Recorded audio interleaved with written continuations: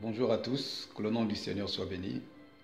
Ce matin, je viens m'adresser à vous de la part du Seigneur parce que ce matin, pendant que j'étais en prière, le Seigneur m'a communiqué une pensée.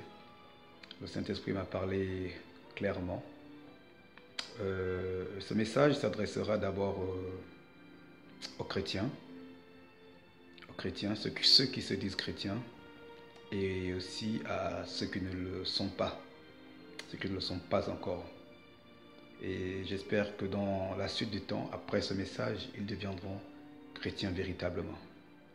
Gloire à Dieu. Le message de ce matin, c'est tout simplement pour nous interpeller sur la révélation que nous avons de Jésus. Oui, la révélation que nous avons de Jésus. Nous avons dans le livre de Matthieu, chapitre 16, une histoire.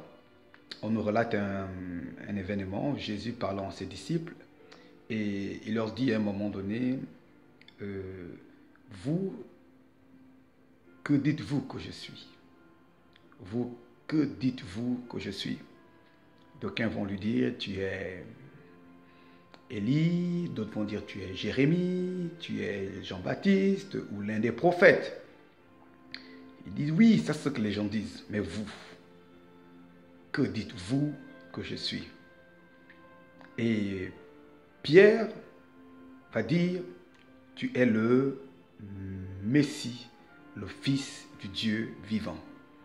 En Matthieu chapitre 16, tout se passe, Matthieu 16, versets 8 à 13, vous pourrez vérifier. Et le Seigneur va dire, ce n'est ni la chair, ni le sang qui te l'ont révélé, mais mon Père qui est dans le ciel, qui est dans les cieux. Et ensuite il va lui dire que Simon, fils de Jonas, on ne t'appellera plus Simon, mais on t'appellera maintenant Pierre, c'est-à-dire Céphas. Et sur cette pierre, je bâtirai mon église.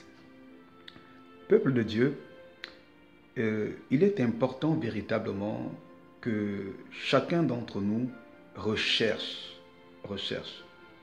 la révélation de Jésus-Christ. Oui, nous devons véritablement chercher la révélation de Jésus-Christ. Vous savez, nous pouvons avoir beaucoup de révélations. Mais la révélation ultime, je l'appelle la révélation ultime, c'est la révélation qui sauve, c'est la révélation qui éclaire, c'est la révélation qui délivre, c'est la révélation qui nous ouvre les portes de l'éternité. C'est la révélation de qui est Jésus-Christ. Qui est Jésus-Christ? Enfant de Dieu, toi qui es chrétien, est-ce que tu as véritablement une révélation claire de Jésus-Christ? Tu te lèves tous les dimanches, ou les vendredis, les mardis, ou je ne sais quel jour de la semaine, tu vas à l'église, tu dis aux gens que tu es chrétien.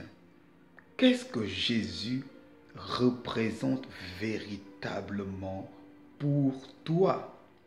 Qui est Jésus pour toi? Qui est Jésus? Peuple de Dieu, aujourd'hui nous avons beaucoup de révélations. On peut t'apporter des révélations, je ne suis pas contre cela. Des révélations sur ton mariage, des révélations sur tes finances, des révélations sur tes projets. Mais la plus grande révélation dont tu as besoin, c'est la révélation de Jésus-Christ. Voilà pourquoi au début, je ne me suis pas présenté, je ne dirais même pas comment je m'appelle. Ce n'est pas ça le plus important. Je ne veux pas que tu aies la révélation de mon nom, que tu aies la révélation de mon identité à moi. Moi, je veux, par la grâce de Dieu, par la miséricorde de Dieu, que tu aies la révélation de ton Seigneur, de ton Sauveur, celui qui est mort à la croix, qui a payé le prix pour toi.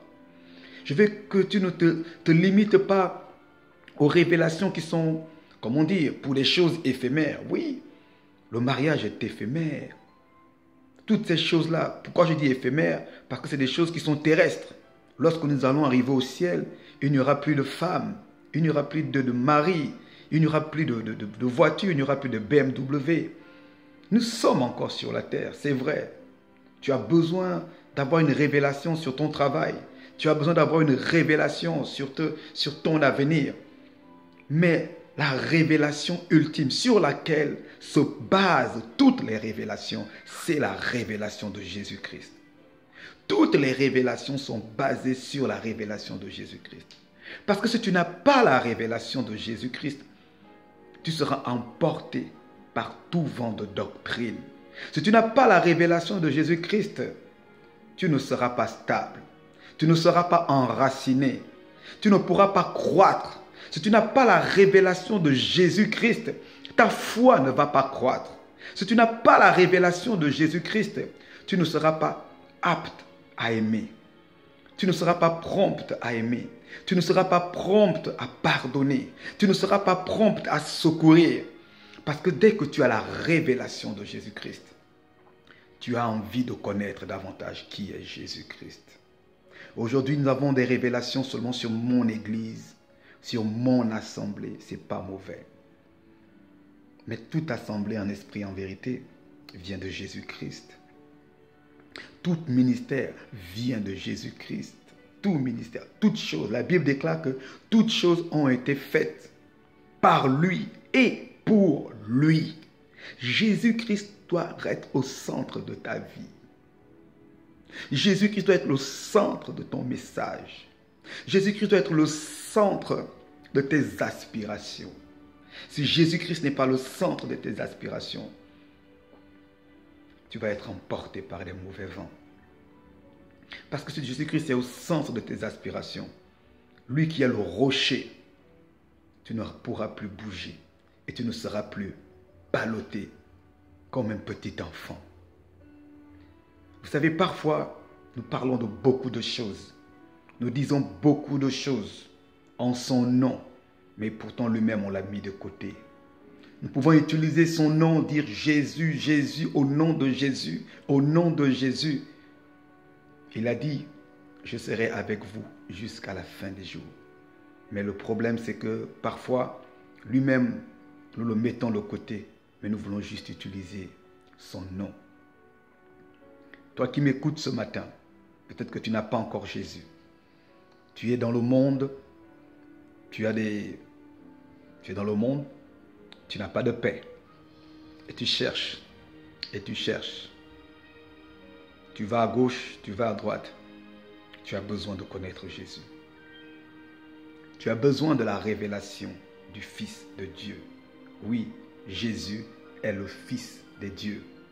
Jésus est le Fils de Dieu. Il a dit, je suis le chemin, la vérité et la vie. Jésus est le chemin. Bien-aimé, Jésus est le chemin. Jésus est la vérité. Chaque jour, nous cherchons des choses. Chaque jour, nous nous déplaçons. Nous allons ici et là. Tout homme cherche une destination à sa vie. Tout homme cherche. Mais bien-aimé, la destination de ta vie, c'est en Jésus. La destination de ta vie, c'est par le chemin de Jésus. Ce n'est pas chez les occultistes. Ce n'est pas dans la franc-maçonnerie. Ce n'est pas dans ces loges. Ce n'est pas dans ces sciences orientales. Je ne sais pas ce que tu fais, ce que tu pratiques. Je ne sais pas en quoi tu crois même. Mais il n'y a qu'un seul chemin. Il n'y a qu'un seul chemin. Ce chemin, c'est Jésus-Christ de Nazareth.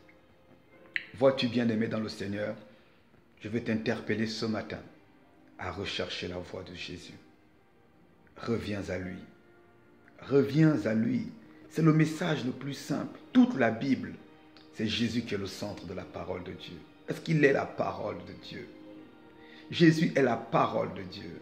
C'est le centre de l'évangile. C'est le centre de la Bible. Même la Torah, c'est Jésus.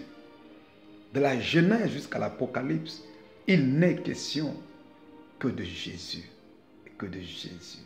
Que de Jésus. Que Dieu te bénisse, enfant de Dieu. Si tu es perdu aujourd'hui, c'est parce que tu t'éloignes du chemin de Jésus. En dehors du chemin de Jésus, c'est la perdition. Tu peux être à l'église, mais ne pas être sur le chemin de Jésus. Parce que tu viens à l'église pour tes projets, pour tes besoins, pour ta subsistance. Pierre a dit quelque chose à Jésus. Seigneur, à qui irions-nous? Tu as les paroles de la vie. À qui irions-nous, Seigneur? Est-ce que c'est ce qu'a dit Pierre? Pierre lui a dit, à qui irions-nous? Tu as les paroles de la vie. Pierre ne suivait pas Jésus à cause des promesses charnelles.